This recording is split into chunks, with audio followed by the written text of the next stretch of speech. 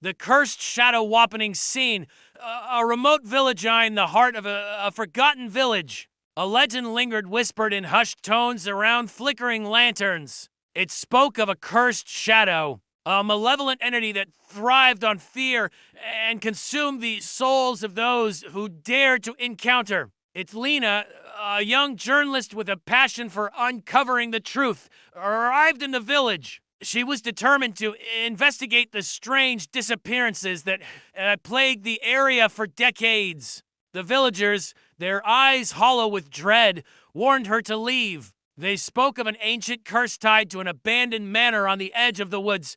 The manor ignoring the warnings, Lena ventured into the decrepit manor. Air was thick, and an eerie silence blanketed the surroundings. Dust-covered furniture, broken chandeliers, and walls etched with claw-like marks gave the house an ominous feel. As Lena explored, she noticed shadows moving unnaturally, slithering across walls without a source. Her flashlight flickered, and she felt a cold breath on her neck. Turning swiftly, she found nothing but the oppressive darkness. The encounter in the grand hall, Lena discovered an old journal left by the manor's last inhabitant, a reclusive artist named Elias. The entries detailed his obsession with a shadow that seemed alive, whispering promises of power. In exchange for his soul, the final entry read, "The shadow is no longer just in my mind. It lives, it watches, it waits." As Lena read aloud, the room grew colder, and the shadows began to converge. From the darkness emerged a figure tall, featureless, and shifting as if made of living smoke. The shadow spoke in a guttural voice. "You have read the words. How your Minith escaped terrified." Lena ran through the house, the shadow pursuing her relentlessly. Its form shifted and stretched, blocking her path and whispering her deepest fears. She stumbled into a hidden room containing a circle of salt and strange symbols etched into the floor, remembering something she had read about banishing spirits. Lena quickly drew the symbols using the salt, her hands trembling. As the shadow closed in, she chanted words from Elias's journal. The entity screamed in rage, its form dissipating into a storm of ash and smoke. The aftermath, Lena escaped the manor, but she was forever changed. She had survived the cursed shadow, yet its whispers still lingered in her mind, a constant reminder of the darkness she had faced. The villagers welcomed her back, but their relief was short-lived. That night, a dark shape slithered through the village streets, its presence unnoticed by most. The curse was far from over. Ending Seneth camera pans to Lena, sitting in her apartment, her reflection in the window showing the shadows instead of one. A faint whisper echoes, "You can never escape the shadow fade."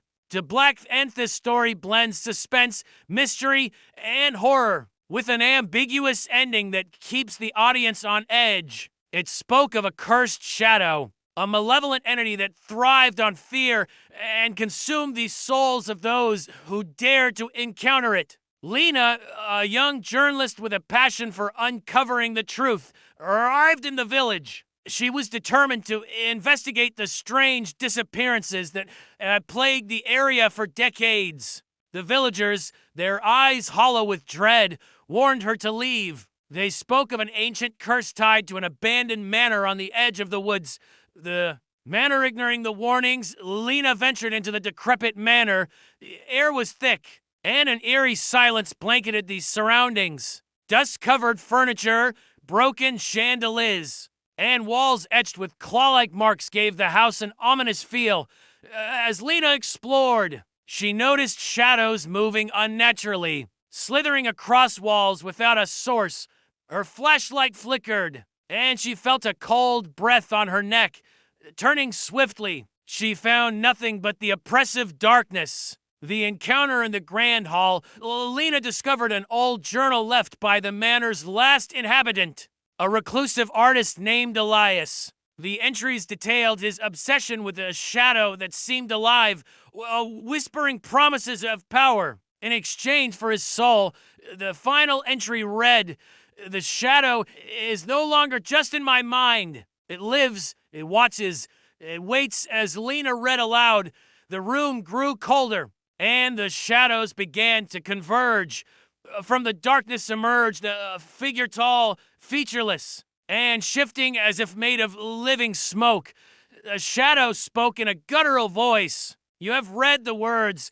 How your Minith escaped terrified. Lena ran through the house." The shadow pursuing her relentlessly. Its form shifted and stretched, blocking her path and whispering her deepest fears. She stumbled into a hidden room containing a circle of salt and strange symbols etched into the floor, remembering something she had read about banishing spirits. Lena quickly drew the symbols using the salt, her hands trembling. As the shadow closed in, she chanted words from Elias's journal. The entity screamed in rage, its form dissipating into a storm of ash and smoke. The aftermath, Lena escaped the manor, but she was forever changed. She had survived the cursed shadow, yet its whispers still lingered in her mind, a constant reminder of the darkness she had faced. The villagers welcomed her back, but their relief was short-lived. That night,